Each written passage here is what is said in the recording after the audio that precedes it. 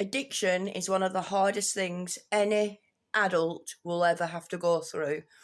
I was an addict for 18 long years. I was on heroin, crack. I suppose the only thing I didn't take was a trip and mushrooms. For 18 years of my life, I struggled in a constant cycle of wanting to be clean and not being able to be clean. And I'd be clean for 5 days and then I'd get paid and I'd relapse again. And that cycle went on for 18 years. Every single time I got money, it had to be for heroin. There was no second thoughts in my mind when I had no gas, no electric, and no food. Even for my children, I'd still go and buy heroin.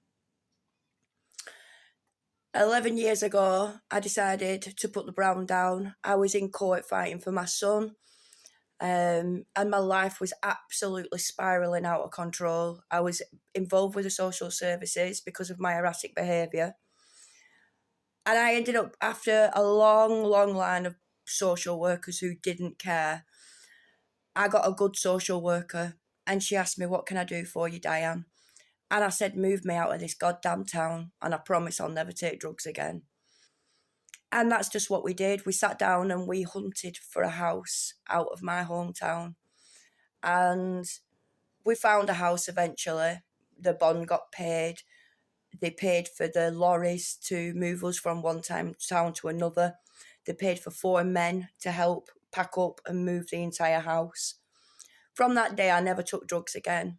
I made a promise to myself that my children, I've got 3 children and 4 grandchildren, they don't deserve to have a parent who's a heroin addict. I am absolutely riddled in shame from my past. I find it hard to look my elder children in the eyes because I'm riddled with guilt. I have a 9-year-old little girl and she's absolutely spoilt rotten. And I think that's because my other children, they never wanted for anything, but they certainly didn't have life's luxuries. And it's like I overcompensate for this child.